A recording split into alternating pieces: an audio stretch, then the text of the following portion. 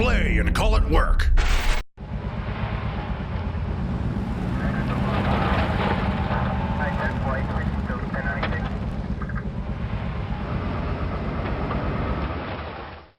Hello, Wargamers, and welcome to the weekly sit and talk here with Luka at MiniWarGaming. I love you for letting me do this. I love the sit and talk show so much that I could probably do this all day. I know I've been asked to. I don't have the time. I have not been authorized to do that, so I cannot do that. And if you're curious what the show is, I'm literally going to sit here for an hour, maybe more. I tend to go over a little bit and answer all the questions you have for me that I may know the answer to. Sometimes I don't always know the answer, and I can maybe answer on behalf of other people as well. It's usually always a good assortment of questions, and I'm going to be doing two things.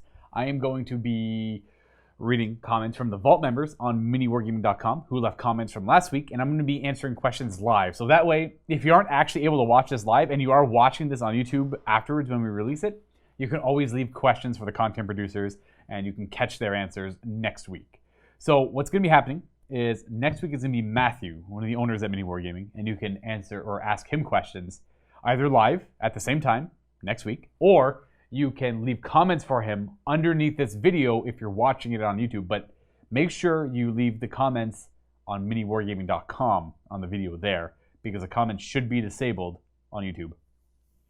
Otherwise, I say we're ready to do this. I'm going to open up Streamlabs right now, and if you're not curious how Streamlabs works, it's closed it. There we go. If you want to ask me a question live, you type in the command !ask space with your question. Now try and keep the question shorter on the characters, because I can only see so much, and I'll have to ask Rob, who is also in the room with me, to kind of scroll back up and read the full question for me. Otherwise, we may begin. And if you don't really understand the control, you'll be able to see other people asking comments live on Twitch, and you just kind of follow the same format that they're doing. I'm going to start with a couple Streamlab questions, then I'll go to the Vault members, then back to Streamlab, and then try to go back to the Vault members. I'm going to try and get all the questions from the Vault members, and then as much on the Streamlab as I can. That tends to build up pretty quick. If you run out of time, I apologize, but I'll try and get to them. I usually ramble, and if I do, again, I'm rather sorry.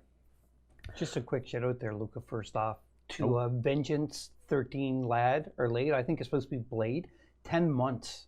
Oh, awesome. Thank you. Almost 1 year supporting MiniWarGaming streaming. I really appreciate that. One other one there is StarMax. It's 8 months subscription at tier 1. So great for both of them.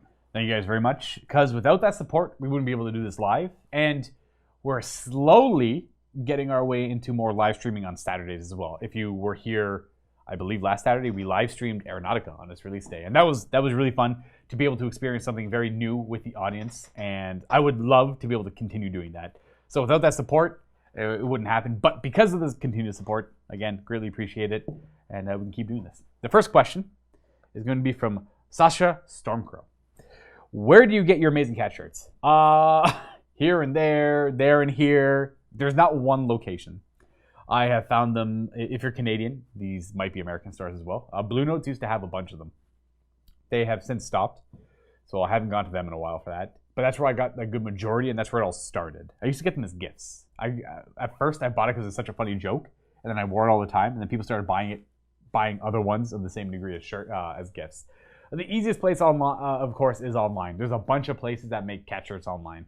Buying stuff online is always really easy. Sometimes the sizes don't fit as well as they should, but it's the risk. It's worth taking that risk, I think.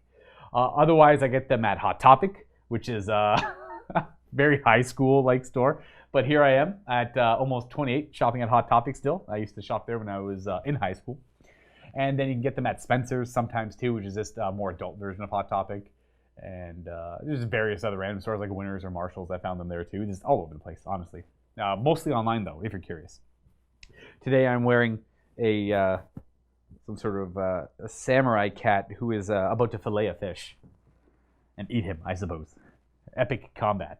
The next question is going to be by CWILS65, Quils65. How is Lee doing? Haven't seen him in the open vaults. Lee is doing well. He is currently working on his World Eaters. Well, he's healthy too. Like he's doing well. He's recovered from his sickness. He's doing great. Back on his feet. He's almost done his World Eaters. Mostly, I think he said. I think today he told me they're over halfway finished, and my Space Wolves are not. Though I do have a unit of Space Wolves done. I have since copped out of painting my Space Wolves, and I have paid a very good painter to paint them instead, and he's currently working on them. So I'm pretty sure Lee's World Leaders are going to be done first, where we had made a deal. Whoever, like, kind of a race. Obviously, he was going to win, but I'm like, sure, whatever. And then I kind of hit a brick wall, and I never really climbed over that brick wall, and I since then have conceded. Next question is going to be by Krillin85. What's your favorite army to play? I'm going to assume that's for 40k or Age of Sigmar. Currently, and this does change a lot, as I have so much material to work with, it's hard to stick to one. Now, if I had to choose, I think it would be the Legions of Nagash for Age of Sigmar. I'll give a 40k answer as well. I'll give a Horus Heresy answer as well. I think it'll be the word bearers for sure in the Horus Heresy. Maybe the Space Wolves. I haven't played as much with them, so I don't know. But for Age of Sigmar, I think it's the Legions of Nagash, though sometimes they're a little one-sided. They can be quite powerful, but if they're playing against another powerful army, then they're just okay. But they tend to take forever to record, and it's sometimes not fun for my opponent to play against them. So I tend to not play them as much, or when I do play them, I tend to just bring them way down in levels to something that doesn't really have as much or near any synergy at all. I'm playing mostly generic death with a few extra rules, or access to the spells, I guess I should say. And then for 40k, my current favorite army to play, it's a good question. I'm going to go with Death Guard. I think I just overall generally enjoy Death Guard, though Necrons are a close second. I would love, Space Wolves are probably the most fun to joke around with, because it doesn't really matter if you win or lose. You're playing Space Wolves, you're pretty much winning all the time, emotionally. Though most of the times, if I do win with Space Wolves, I only win by a margin of victory points, or I have like 5% of my army left on the table. It happens almost every time. So it's a very hard win with Space Wolves, obviously regarded as one of the worst books released so far in 8th edition. And yeah, it'd be Death Guard to Necrons. I haven't been playing a lot of Necrons recently because I don't know, a lot of people come in with Imperium, and I always find that it's always a good matchup to do something Chaos versus Imperium. So I've been playing a lot of Death Guard, but I really like my Death Guard army. I love the Blightlord Terminators. I feel like they are one of the few armies that represent Terminators very well. Obviously, the Primaris or the new Space Marine stuff, the newest Terminator is going to be like the Aggressor. That's the closest thing, which isn't quite a Terminator, but it's pretty close in that Gravis armor, so it's kind of cool. So that's why I like Terminators. What else? It was Terminators and Necrons were like the things that got me in the game. I used to think Terminators were so cool. Back in 2nd edition, they had that 3-up armor save on 2d6. It's freaking nuts. If you had a Storm Shield, you'd have a 3-up armor save on 2d6, obviously before modifiers. That would be reduced if there was AP on the weapon. And then if you had a Storm Shield and you were getting shot at in the front arc, I believe, you'd have a 4-up to ignore the shot anyways. I don't know why they wouldn't do it the other way around. It's a little bit quicker. You just, 4-up to ignore the shot. Oh, I didn't. Okay, armor save. Doesn't really matter either way. Same odds, no matter which way you do it, kind of. But yeah, I feel like the Death Guard represent Terminators very well. I like their psychic powers. I love Demon Princes, and I just like Nurgle. And I love the Death Guard. I love the Plague Marine. The new models are beautiful. So it's kind of hard to refute that. And it's kind of hard to say anything else is my favorite. I am going to go to a question here from a Vault member. This is Zergalurgadurg, 14 minutes ago. You barely just got it in time, I see. I'm curious, do you leave these questions for other people? Zergalurgadurg? It's for everyone. Everyone has a Zergalurgadurg question. Okay, so I thought I was special. Turns out I'm not. You just have these for everyone. But I will play along still. Let me get my breath here, because it's a long one. All right. Good morning, Terra.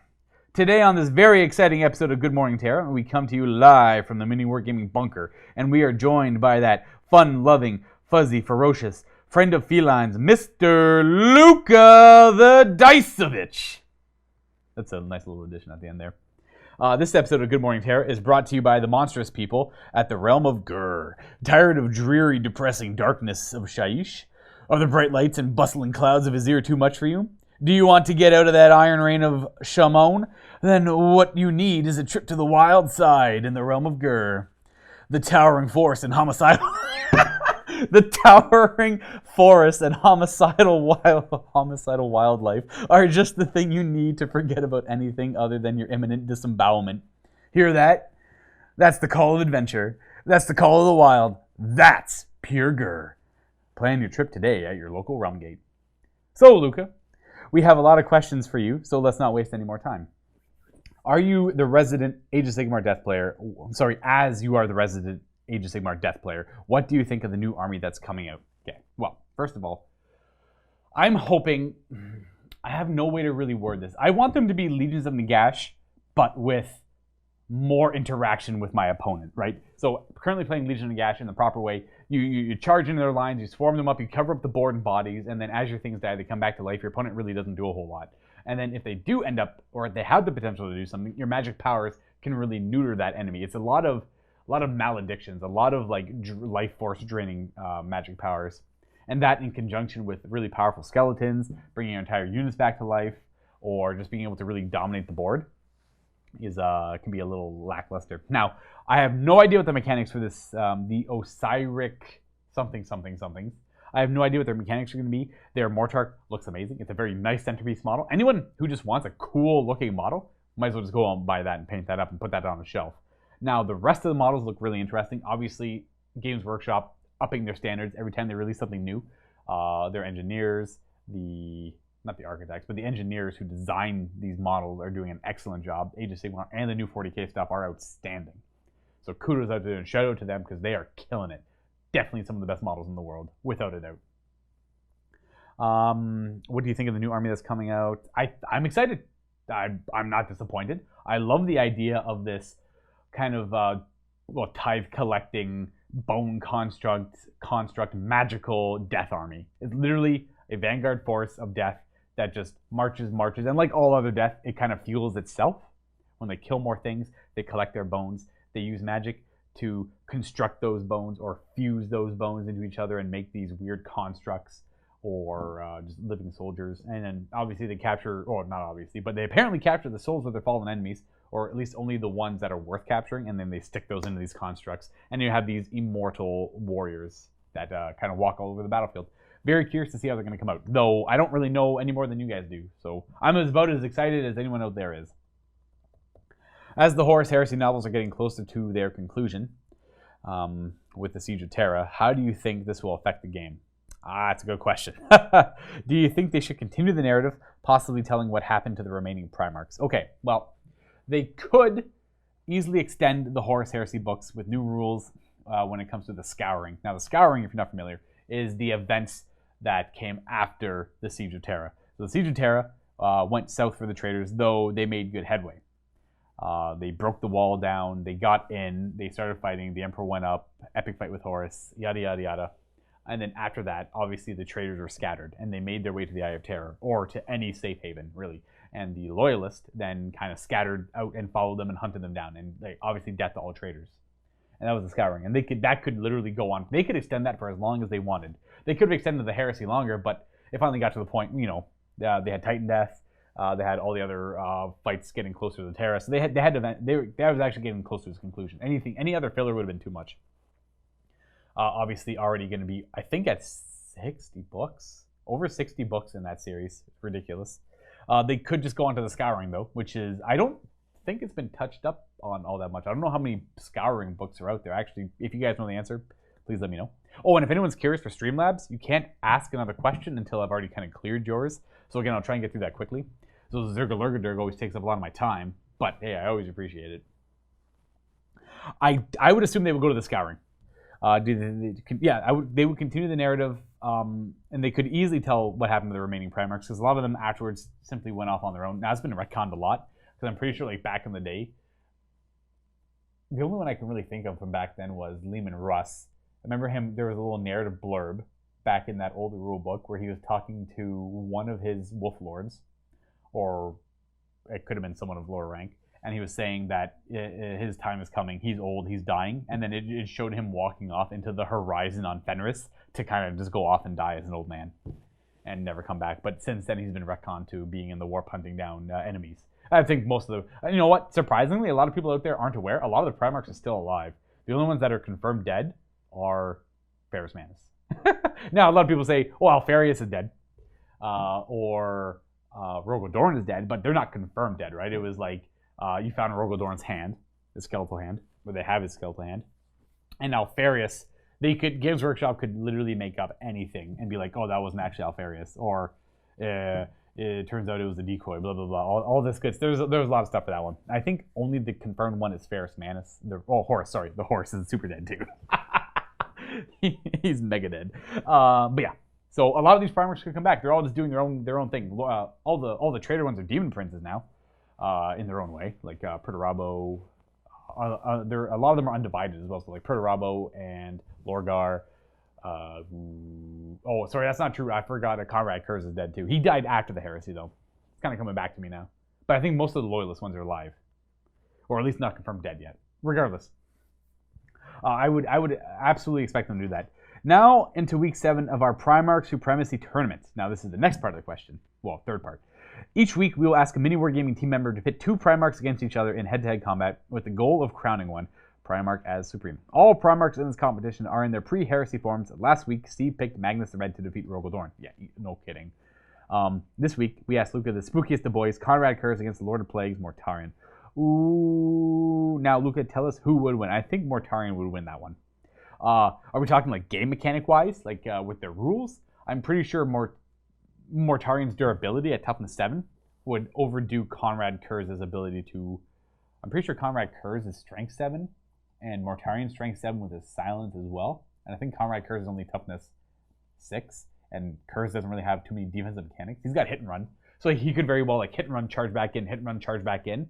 But I think because of Mortarion's preternatural resilience, where he gets to roll 2 It Will Not Dies, taking only 1 success, would outdo Conrad Kurz's ability to fight him off. So I'm going to go with Mortarion as like a pretty hands-down easy win.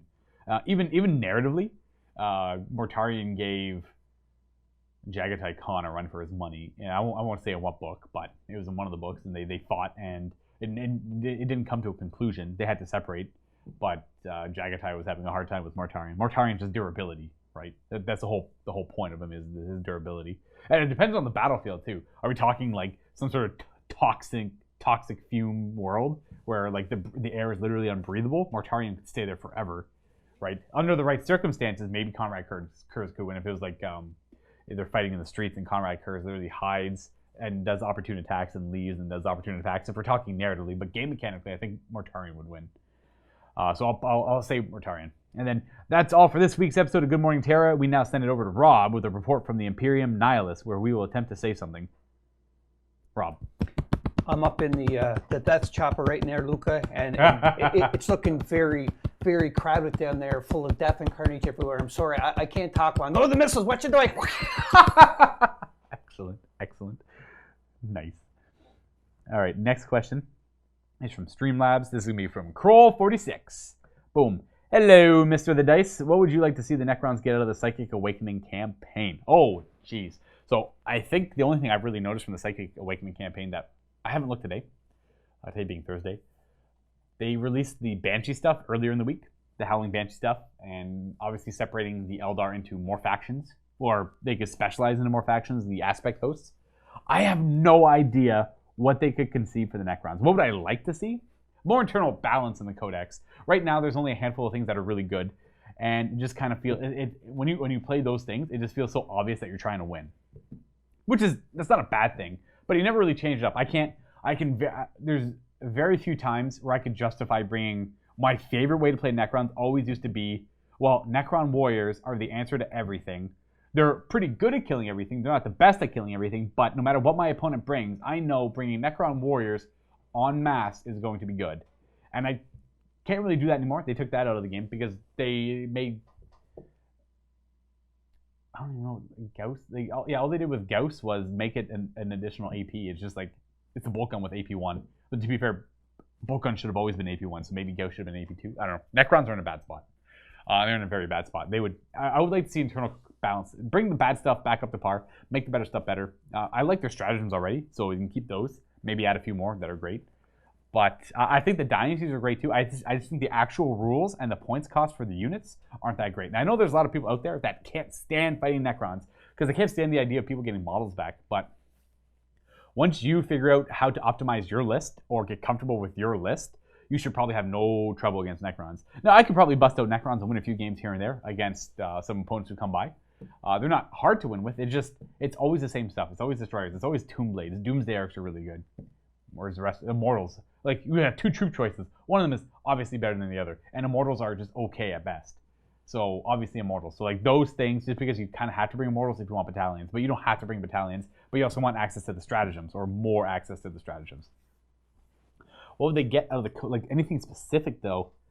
Oh no, maybe Triarch rules. Maybe more rules for the Triarch, because currently the Triarch have one stratagem, and they actually they don't get any of the dynasty rules. The Triarch are mostly there to oversee or to help out these dynasties as they're fighting. The Triarch Praetorians get +1 to hit. They get +1 to hit or wound with the stratagem in either phase. But that's it. I would like to see maybe more unique Triarch rules. New models? I would like to see a new Flayed One model. That'd be kind of cool. Or maybe they release rules for entire armies of Flayer, like different models for Flayers. Like not the Flayer models, but like an entire Tomb World of Flayers. That's a lot though. That's like a whole new line of Necrons. That's probably too much. That'd be cool. An entire Tomb World, multiple Tomb Worlds awakening as Flayers, but then leaving their Tomb Worlds and just kind of infecting other places, as they normally do. But I would like to see more than just the Flayed ones. I would like to see different things too. Next question is going to be from Descent, or Decent. Last week I asked Steve for Iron Hand supplement, and he refers me to you. So what's your opinion, and are you going to play Battle Report? What do I think about the Iron Hands? I think from what they've shown, I'm going to go out on a limb, and I'm just going to go ahead and say Iron Hands are going to be top dog. Fear the shadow of the Iron Hand. I don't think it's, you know what? It's not even going out on a limb. I think the Iron Hands are going to be so good that, well, we have yet to see what the Imperial Fists or what the Salamanders have to offer. But out of all 4 of the currently released books, and you can go online and kind of confirm this, maybe check out Reddit or other sources. Usually there's a lot of sources out there if you want to learn a good thing about the book. Iron Hands, you can't go wrong. You can't go wrong with the Iron Hands. And there's not a lot of Iron Hand players out there. And any true Iron Hand players out there, congratulations. You just got some good stuff. And that's why I'll leave it at that. And I definitely will be playing battle reports of the Iron Hands in the future. They are pristine. They are going to be amazing. The next question, Sand Ghost. Hi, Luka. I am still waiting for a response from you. I sent an email on July 6th of January 2018. What? I usually respond to my emails. What did you ask? Okay.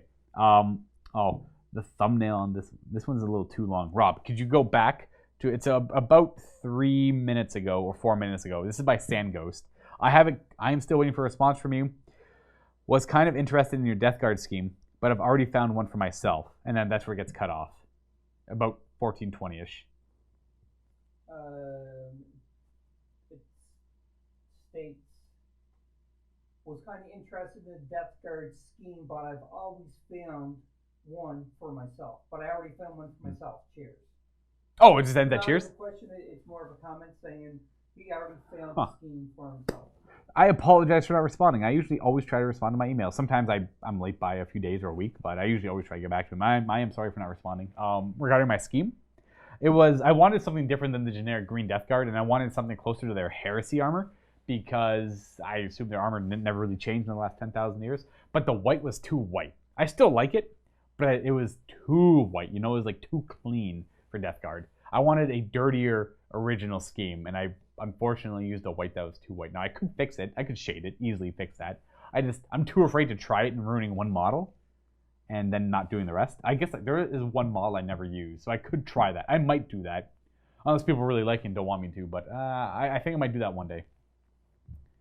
Coming November of 2020, the Darkest Stig will be taking his Iron Hands to play them against you in November of 2020. Dun dun. Now, no, that's scary.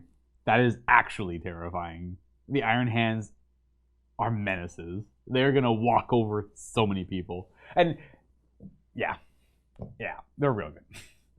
The Darkest Stig. I'm working on a Redemptor plus Derideo Kitbash. Thoughts, constructive feedback. Ooh, he's got an imager link here. Unfortunately, it's just text, and I can't quite copy paste it. I'm actually not able to copy paste links from Streamlabs here. Ah! Oh! Hey, look at that. Cool. What's that? That's really neat. I assume you're going to be using it as a Deredeo then, because it's got the Deredeo weapons. If you're not a fan of the Deredeo, I 100% understand, because it's got that boat. The boat front. What's the front of the boat called, Rob? Is it the stern? Yes. The stern's the front, right? I think the bow's the back. Where's the bow the front? The back, I think, and the stern is the front, if I'm not mistaken. Right. So, assuming that the stern is the front of the boat, it has a stern as its like main torso. It's so weird. Now, the Redemptor conversion is a good idea because it gives it a more like Primaris 40k look to it while keeping the Deredeo rules, which are obviously very good. I think that's an excellent job you've done over there. That is really cool looking. I would love to see that painted up. I assume. 65 said the bow was the front. Sorry, that's fine. You know what? I actually thought it was the bow too because bow sounds like it's the back, but then I remembered in my mind, but that's not right. So it must be the opposite. So the bow is the front, the stern is the port, the side? Port. Oh well. Bow, stern, port. Yeah, it doesn't really matter. I'm not a boat guy, so I actually don't know any of this. Regardless, the Deredeo has got a bow in the front of it. I guess it could technically be a stern because, you know, some symmetry in a lot of boats. Anyways, I assume that's going to be an Iron Hand Deredeo, so you're definitely in the right there too. Iron Hand Deredeo is probably going to be amazing. The next question is by Lavarius. So Psychic Awakening is going to be big on psychic powers, we assume. I assume so as well.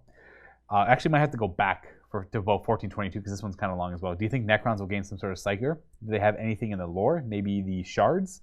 Do you think it gets cut off there? Okay, who is it from? That was from Lavarius. Lavarius? Yeah. At about around 222. Alright, so Psyker's Awakening is going to be kind of big on psychic powers, we assume. Do you think the Necrons will gain some sort of Psykers? Do they have anything in the lore? Maybe the Catan? Yep. Do you think the Necrons could build an anti-Psyker? Now, I'm pretty sure the Necrons are going to get nothing regarding psychic powers. More defense against psychic powers, yes. I should have said that earlier in the previous question. I'm pretty sure that Necrons will get maybe more defense against Psykers. And for Psychic Awakening, we joke around the office, but I would love to see Games Workshop release like endless psychic powers because those are super not useful in Age of Sigmar. But the new ones are getting better, so they're doing a better job. So a lot of times, Games Workshop in the last 3 years, they release something for they release Age of Sigmar. They flesh out the rules, and then everyone kind of really disliked Age of Sigmar. And then 8th edition 40k came out, and we're like, wow, this is nuts. This is like really good Age of Sigmar. It's the Age of Sigmar core rules, but way better. And then Age of Sigmar 2nd edition came out, and it was like, wow, look at this rule set. It's like 40k, but way better because it's just got better mechanics. And then they came out with at the same time, they came out with the Endless Spells, which we thought were all really cool at the time, but they were too pricey, and they hurt you just as much as they hurt your opponent. And so you're wasting your own points to hurt yourself just as much as your opponent. So people stopped bringing them. And then the only ones that were good got nerfed, and then they got points increases as well. And now they're starting to realize how to make the Endless Spells so that people want to bring them. And now, with Psychic Awakening coming out, imagine Endless Psychic Powers, but with the newer, better rules from what they've learned with the Endless Spells. Now, I doubt they'll do that, but it would be cool. I think it's just going to be a campaign supplement that just gives new rules and kind of gives a fresh look on a lot of these 40k armies. But I don't think Necrons are going to get anything psychic offensive related. Just more, maybe defense against psychic powers. The next question is going to be from a Vault member. Nagrom29, 3 hours ago. At Luka, how have you found the new Chaos Warbands stacked up against the Age of Sigmar Warbands and Warcraft?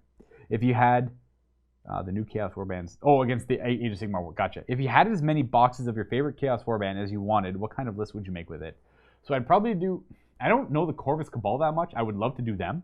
I haven't looked at the rules in depth. I really, really enjoyed the Untamed Beast. I would love to do 2 of the First Fangs, which are the javelin throw guys who have a rope and they hit their javelin and they pull. I would like to do more of the Beast Speakers and the Cat. Probably like no Planeswalkers or Prey Takers. I didn't care much for them. I wanted the more unique stuff, so I'd probably end up building an elite thing. That or just a lot of Planes Runners. I'm not too sure. I definitely want 2 First Fangs and the Leader, and I'd probably just do that. Leader, which was I can't remember his name, Heart Eater, I think it was. Then the 2 First Fangs, and then I would take the Beast Speaker and the Cat, and then fill out the rest of the points with maybe Prey Takers. I'm not too sure. What do I think of the Chaos Warbands, as opposed to the generic Age of Sigmar army ones? I think the Chaos ones have way more unique rules. they really show off what they're meant to do better. Like the undead ones literally just like bring stuff back. It's just their Age of Sigmar rules kind of miniaturized and put onto a smaller scale for Warcry.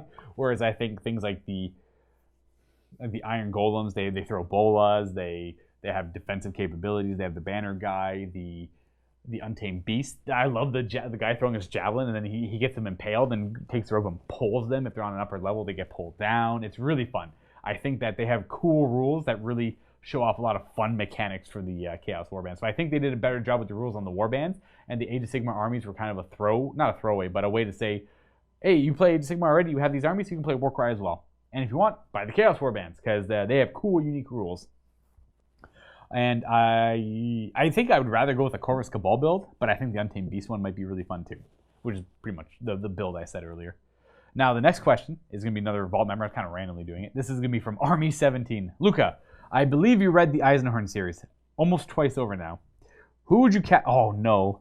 You can't ask me this question, please. Who would you cast as them if you were in charge? Top 3 choices and why? Well, I don't read the books. I actually listen to the audiobook. So Toby Longworth is like the voice of Eisenhorn.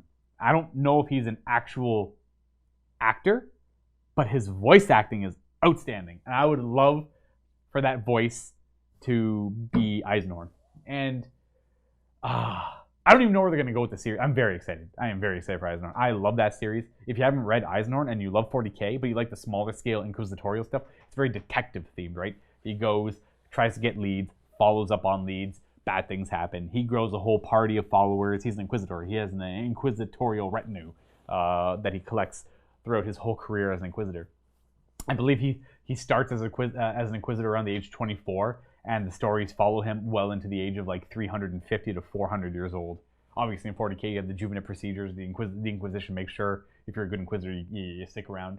And without spoiling too much, the first book it goes into how he is. I think he identifies as Amalathian, which is like the proper, true way, like purge the heretic. Don't use any heretical knowledge or ideology to fight against the heretic. It's just the pure Imperium, the God Emperor against evil in the galaxy. And there's also something else to go along. He's not a Puritan, but he's Amalathian. I don't know, it's like a weird mix. And then it's just his slow degrading process into heretical belief over the course of his lifetime as an Inquisitor. It's really good. Who would I have him? There's so many good actors that could play him. All I know is Toby Longworth. Rob wants to be Eisenhorn. Have you read Eisenhorn? No. No, that's fair. All right. But you want to be Eisenhorn. Yeah, I'll be Eisenhorn. You could probably do Eisenhorn if it was the second book. I'm saying you're old. I am old. He was pretty young in the first book. He's in his 40s in the first book. but like 40k 40, so he looks younger than what he actually is. In the first book, he'd be my age. Technically, yes. So maybe you could play him in the first book. I'm sorry. It's just he looks okay. He's in his 40s, but he looks like he's like 32. I wish I had something to throw at you right now. You have many things you could throw at me. Well, many something things. that will not damage the laptop. You got a camera right there. You've got the soundy things right there. I can't remember what they're called. The mics. There we go. Mics. You have a keyboard. You have a monitor. You have the whole. What's that sound system thing called? The sound table thing. It's the mixer. You could pick up that mixer and throw it at me. You could take batteries out of the battery charger and throw them at me. There's lots of things. All that stuff is breakable. Do you not want to throw stuff at me anymore then? No, I just don't want him to throw something that will break. You could throw the chair at me. That will break. You could throw mean words. No. That's too much. Okay. I have no idea who I'd cast as Eisenhorn. I honestly have no idea. I'm sorry, Army. I just can't. There's too many good ones. I've seen a lot of good suggestions online, and mostly I can't really remember names of actors either. I only remember that Toby Longworth was the narrator, and obviously Dan Abnett wrote the series. But actors who could play him, I don't know. And this is exciting too because it's like, I don't know if the first steps for 40k going mainstream, getting a show. Like this cool detective show comes out. It's sci-fi. It's based 38,000 years in the future what? That's crazy. The Galaxy, Inquisition, oh, heretics, blah. And then maybe people figure out a little bit more about 40k here and there. Maybe they come our way. They get more into the game. It's just very exciting stuff. Next question is going to be from Clicky Man 14 hours ago. Luka, Grot Tanks, am I right? Keep up the awesome work. I'm going to assume that this is Mark then. So I had an opponent on Friday, pretty much a week ago, and he brought a Grot Armored Company. So Forge World Grot Tanks that are weird.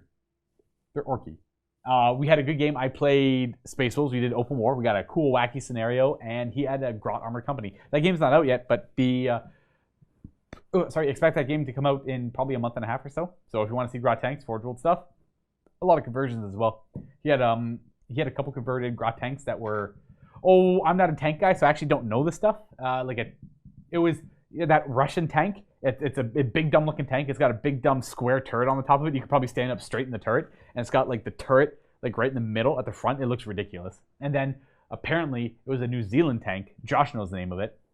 And it's made out of like corrugated steel, and it was just awful looking. And Mark converted one of those up too. So if you are a tank guy out there and you know what I'm talking about, well, comments are rolling in. It's a KV2 tank. KV2, that is it. Yeah, KV2 is the big dumb square tank, and then the other one's like the New Zealand like corrugated steel, like literally the corrugated steel were the platings, and he converted that up as well.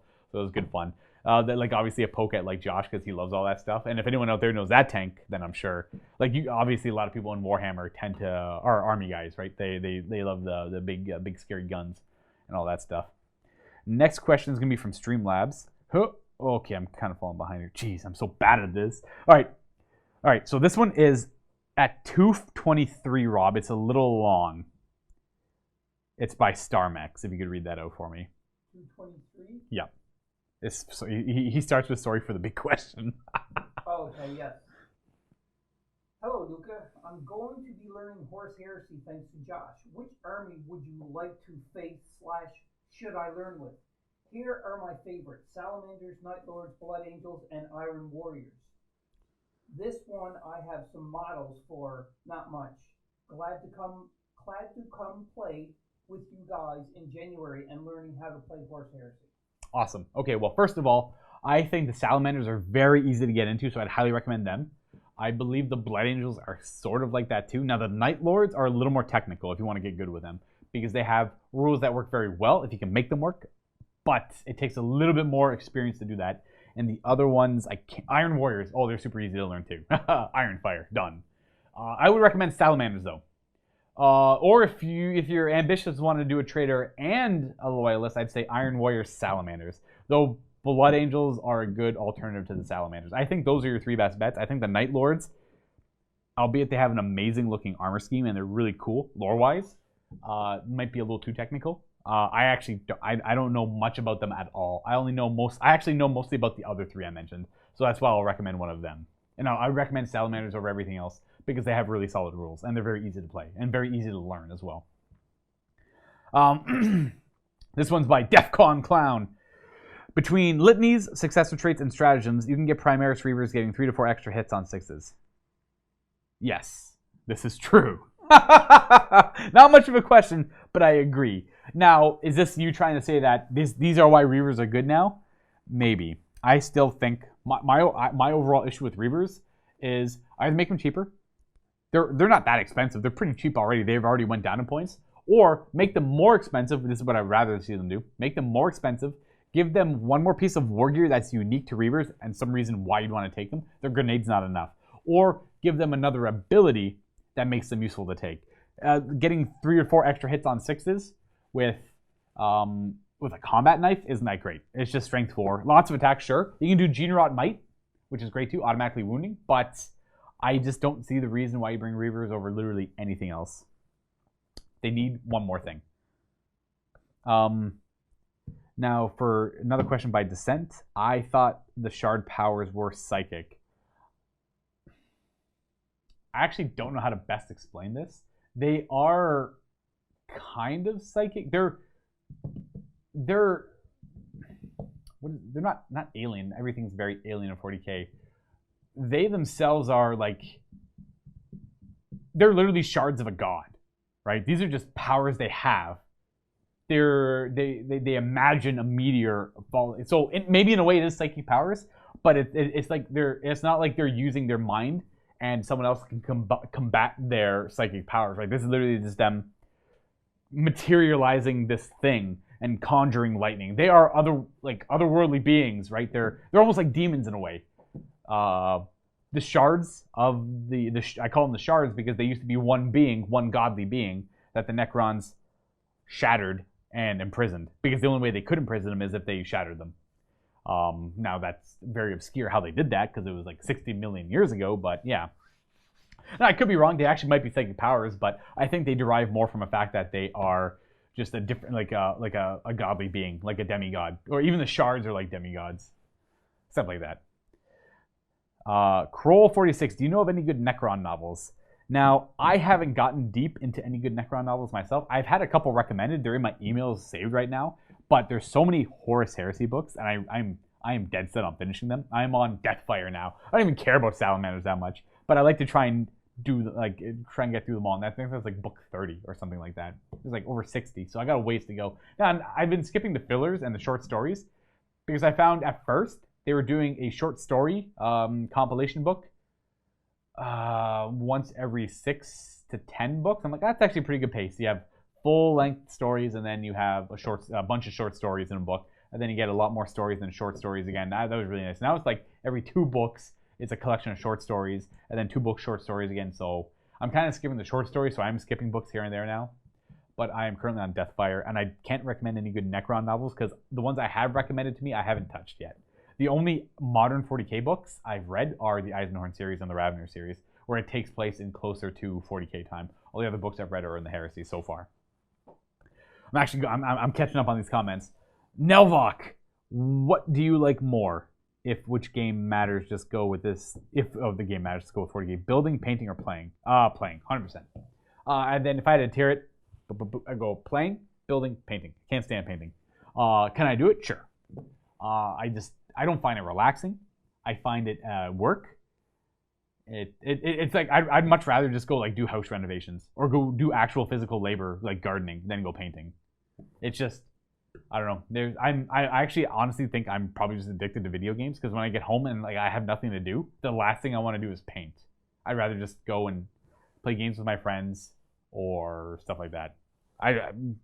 It's just everyone's got different preferences. I know a lot of people out there prefer just to play. I love playing. Now, since I started working here, I can't stand playing with unpainted models. So, a little issue there. Now, I have painted my Death Guard. That's like the last big project I've done. And they are more of an elite army.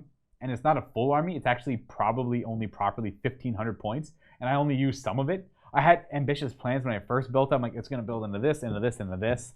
And then I played with it. I'm like, oh, I actually don't like multi-guns on these guys. It's kind of worthless. I should have built them as blight launchers instead, which would have been way more useful. And I had originally planned on doing like a Spartan build with a bunch of Plague Marines built into it, and then I realized, like, well, that's like a one-trick pony that people aren't going to want to see all the time. So I stifled that build, but I still have the 10 close combat Marines that I do use from time to time, just in different full forces. We were supposed to be getting a Death Guard Spartan a while ago, so I kind of held off buying one of my own. So I never actually ended up getting one, and I've lost steam on my Death Guard army.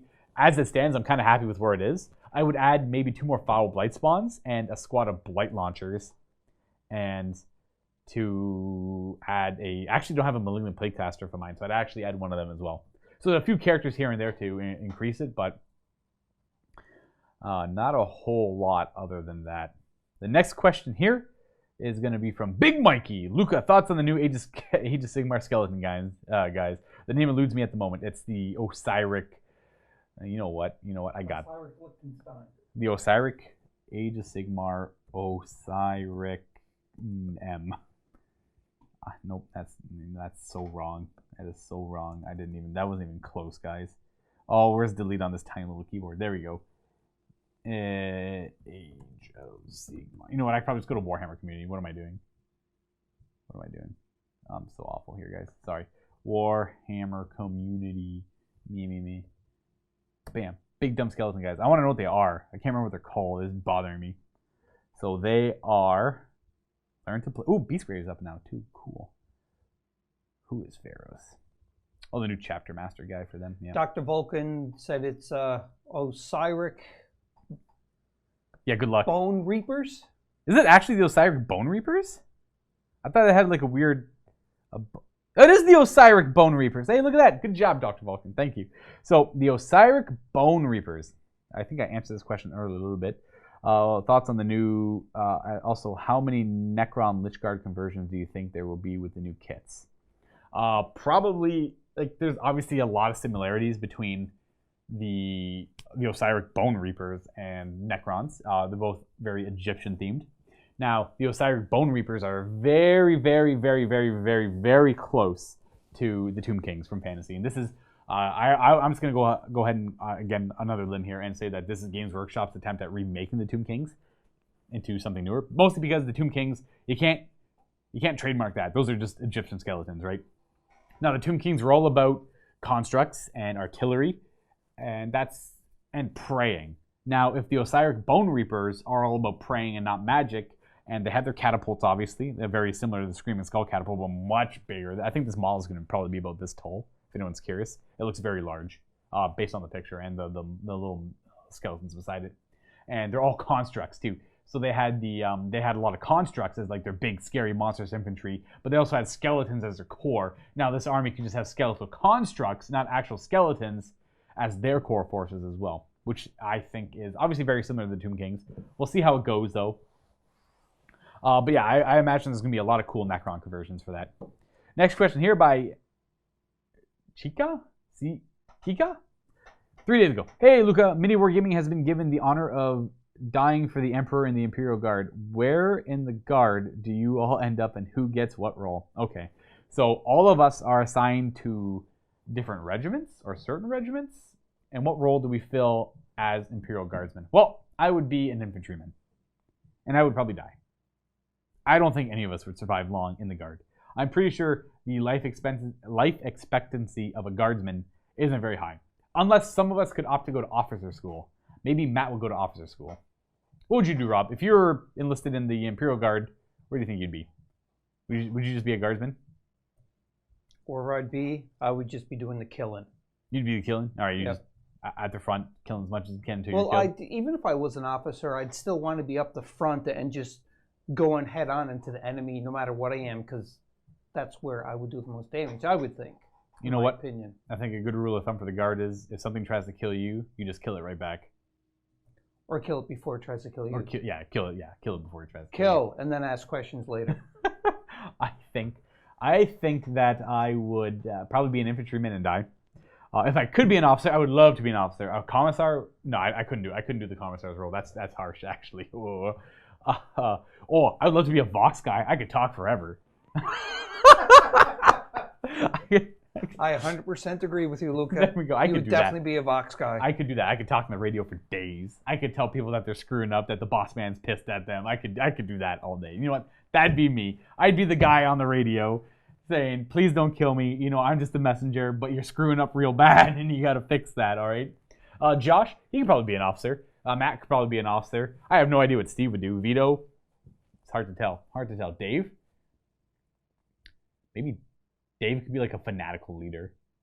I don't know. What's a good fanatical leader for the Guard? Just to, like, amp people up. Like, almost like a chaplain. Because I'm pretty sure, like, chaplains are a real military role. But the Imperial Guard actually don't have chaplains. Only the Space Marines have chaplains. So, I don't know. Just amp people up. Dave could amp people up. Maybe a good sergeant. Steve? Oh, Steve. I don't know what Steve would do. He would go around telling people they're doing things wrong. he would just go around telling He would be a traitor that's into the regiment. They don't know who he is. He'd be like so he'd be telling people what to do that would make the other army win, I guess. Right, sabotage. Instigator, sabotage. Yeah, that's what I was looking for. Yeah, you know what? Right, Steve would be the sabotage guy. I would say Josh would be an officer. Vito, what do you think with a Vito? Psyker? He'd be He could be a Primaris Psyker or just a telepath. Yeah, nice. There you go, Vito. You're not dying as an infantryman. In fact, I've decided that none of us are dying as infantrymen, especially Rob, because all he wants to do is go forward and kill people, and he's gonna make sure that no one kills him first. It's a good rule of thumb, right? If someone's going to kill you, just kill them first. The next question is going to be by either Tabe8 or Tabe8. Luka, why are you afraid to play against Josh in 30K? Man up and slap the beard off his smug face. You both are awesome. Stay cool and keep 30K alive. Okay, well, first of all, I know that no matter what I do, I could bring the most powerful list I could possibly imagine with all the models that we have here to face off against Josh and whatever list he brought. He could bring garbage. He could bring something good. It doesn't matter. I'm gonna lose. I'm gonna lose horribly. It's gonna be embarrassing. The whole concept of my show is just look at the dice, right? I usually get often lucky with those cat dice. Sometimes they betray me horribly. It's just the nature of the game. Now, whenever facing Josh, I think I've only ever beat him once horribly, and there was the one time that the dice decided to go in my favor. But generally, just walks all over me. Beards, beards, beards, beards, beards, beards, beards, beards, beards, beards, beards. I just don't want to play anymore. It's just so discouraging. He's going to have his custodians in soon, and we're going to play a game, and he's just going to annihilate me. I'll play my word bearers. I'll try. And who knows, maybe I'll win. But it sounds terrifying. And it's just, and to be fair, he always also plays elite armies, and I hate fighting elite armies because they can be so swingy. They're either going to walk all over you, or they're going to, a few bad rolls for them could end in a catastrophe, right? It could be a catastrophe for them.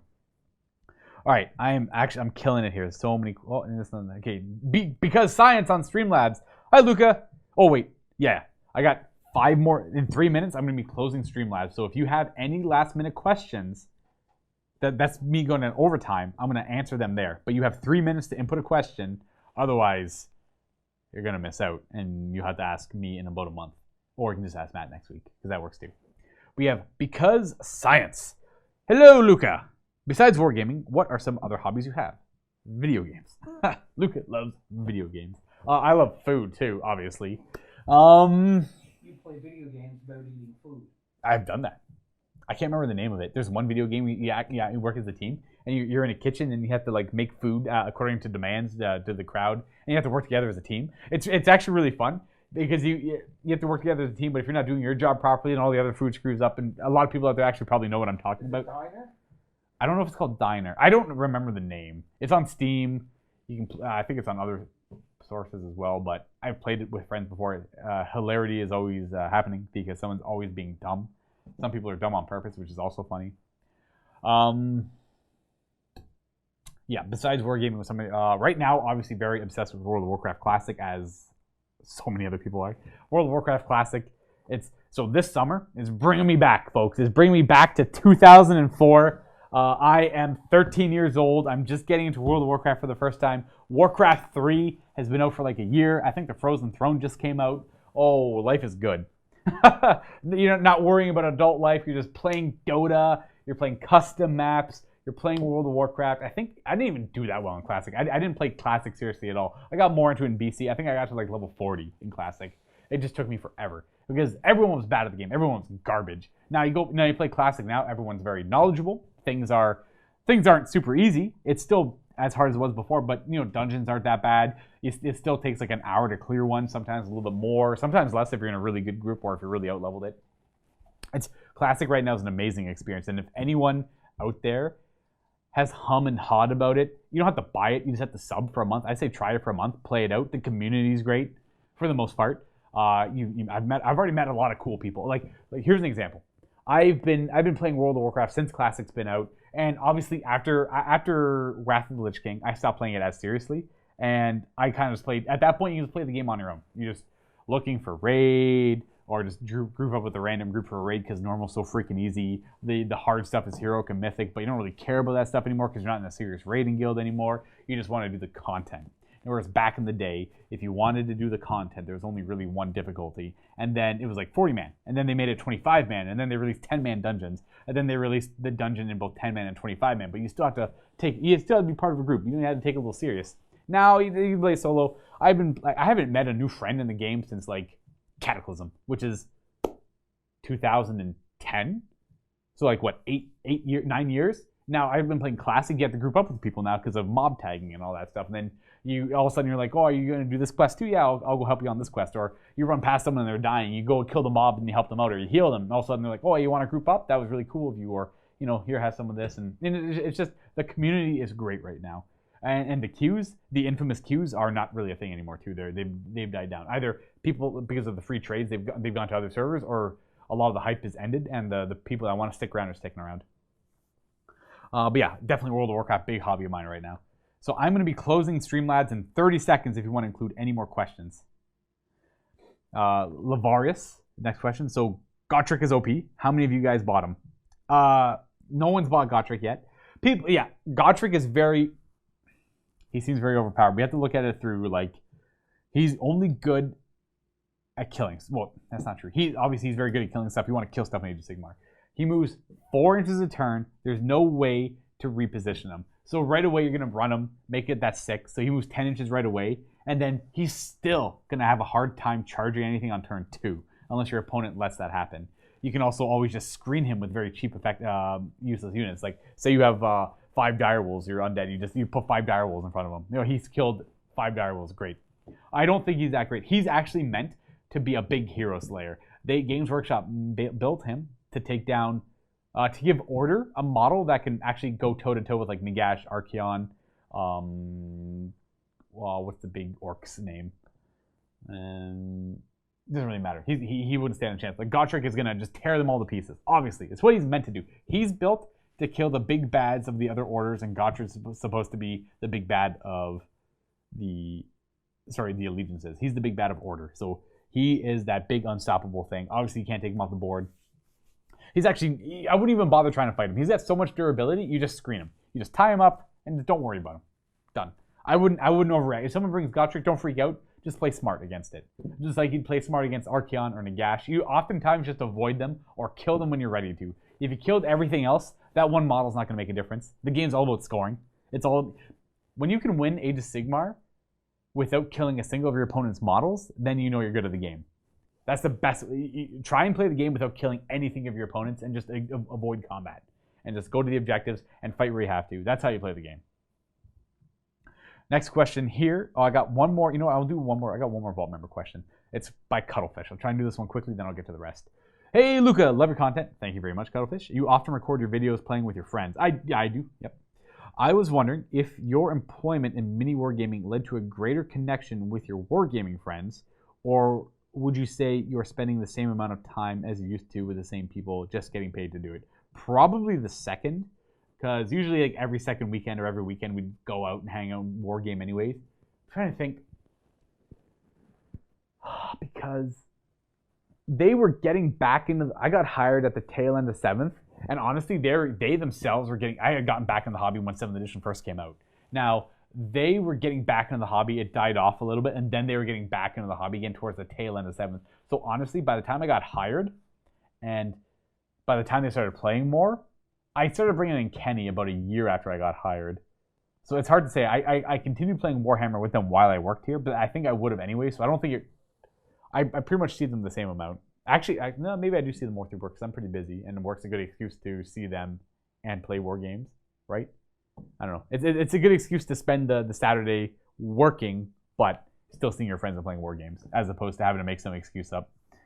The excuse is I'm getting paid to do it, so I'm working overtime, right? I don't know. I think maybe I do spend more time with him. I actually don't know, Cuttlefish. Maybe it is the second one. It's either the same or more, but I'm actually going to lean towards I see my friends more because of my employment here and dragging them in. We all live in the same city, right? So it's just one drive-in. Next question here is by Nikki321. Hey, how do you and others at MiniWarGaming find people to play D&D? How do we find people to play D&D with? Well, we play in-house a lot. So I DM a group with Matt, Steve, Vito, Cullen, Matt's wife, Holly, a woman named Amanda.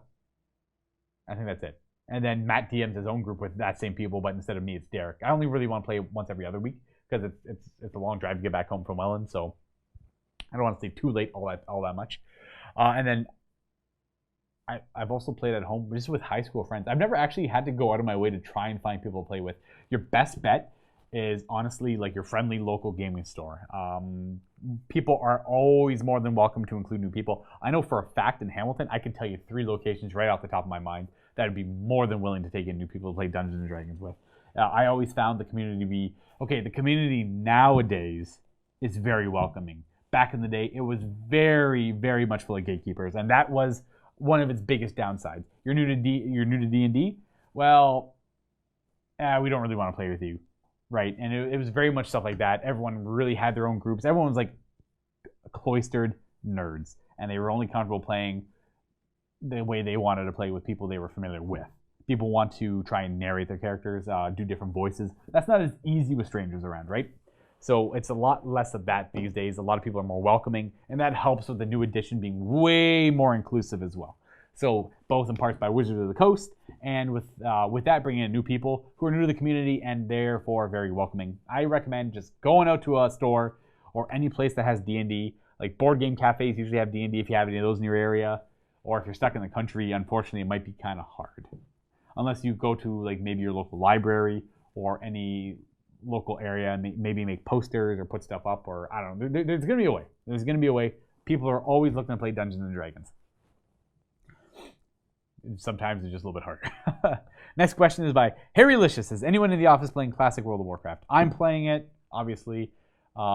Steve is playing it. Josh is playing it. They're on different servers though because Steve had promised to play with another group who refused to play on a PvP server. If anyone's curious, I'm on Incendius, which is a North American PvP server. If you want to get a hold of me, you can always email me. We have a guild that's a couple of people are 60 already. I'm like 24. I have barely any time to play. I can play for an hour during the week on some days here and there, maybe like 2 to 3 hours during the week, and then on the weekends I have a lot more leeway to play, especially if my girlfriend's working. And I just I do what I need to do, and then I just wait for her to get home and play World of Warcraft. We usually have something to do when she gets home. But yeah. So Steve, Josh, myself, that's pretty much it. Couldn't really get Cullen to play. We tried to convince him. But they're playing on a PvE server. I can't actually remember their server. Josh wants to play like very incognito. He just wants to play the game like he used to back in the day. He doesn't want anyone to really bother him. Steve is playing with friends that he promised to play with, but those friends refused to play on the PvP server. And then he wanted to play with myself and my group because we were very organized. We already had a big guild before the game even started. I think we were at like 40 people before the game started. Now we're over that. And he joined up, but the queue on Incendius was so bad that like I couldn't play during the week anyways, but I'd try to log in, and I'd log in at like 6, and I wouldn't be able to get on until 11 p.m. So it'd be like waiting in the queue for 3 to 5 hours before being able to play. Since then, that's been fixed. That's not a thing anymore. But the game was just such an overwhelming successful launch that everyone wanted to play. You know, the hype has been up for so long that people are in it. But yeah, they're playing on a different server though. But you can always email me, Luka@MiniWarGaming.com, if you want to figure out who I am on Incendius, and you can maybe join my guild if you want to as well. I'm not too sure what our plans are as yet. Everyone's just leveling up. We might just get merged in with another guild. Who knows? That's usually what happens. Guilds, the bigger guilds, eat up the smaller guilds, take their members, and make an elite group out of them. That always happens every expansion. Next one is by Dr. Vulcan. Have a wonderful day over there. Always a pleasure to watch your content. Thank you very much, Dr. Vulcan, and I will see you next time on the next Sit and Talk or the next live show. Starmex! Have a great day, Luka. Oh, thank you very much. And the last actual question, I'm actually not going over by too much. I was pretty efficient today. I'm very proud of myself. I'm only 4 to 6 minutes over. Yeah, I know, right? This usually goes on for an extra half an hour. Nelvok, I'm very new to this hobby. Okay. Any tips you can give me for starting out? Ooh. Okay, well, first of all, go and watch the MiniWarGaming How to Play 8th Edition Warhammer 40k video series. We teach you the core rules of the game, what to watch out for, and stuff like that. Now, since then, there have been some erratas and FAQs that change things up, like how fly works mechanically and stuff like that. Smiting and all that stuff. But that's a good start. And for Age of Sigmar, I'm pretty sure we have a How to Play Age of Sigmar series as well. So if you want to learn how to play the base mechanics of the game, we have resources for both of those. Otherwise, you could honestly watch any of the battle reports. We tend to keep all of our battles down to a very low power level. We do not play any tournament games, really, tournament lists, so it's not very complex. It's very much, this is the experience you want to get when you go to your local gaming store. I don't have time to play today, so I'm going to go watch MiniWarGaming play a game. Oh, they're playing Ultramarines versus Tyranids today. It's just your very relaxed kind of stuff you almost never see, because nowadays a lot of people like to all imagine they're very competitive, and they like a lot of people like to bring very strong stuff. So when you go to your store, you kind of see the same thing over and over and over again. So now we try to bring different things and make them good, right? That's what our overall what we try to do. Matt likes to try up different things, narrative things all the time. I am very much, I like to bring, I like the old style way of building lists. You bring like one battalion and then you can augment it in certain ways. So I like a good combined arms force, which is like some infantry, some tanks, and I just change it up from now and then. And I like to try and run efficient stuff. And ideally that's the opponents I get to. So it's a very matched game. So my games tend to go on for a while. Sometimes they're shorter, but most of the time I try my best to make my games as long as they can go. Well, as close as balanced as they can be, and just see who comes out on top with good moves and stuff like that. Your best bet's watching anything with us, and there's also a lot of other great content out there from other content producers or other YouTube channels that cover how to get into the hobby.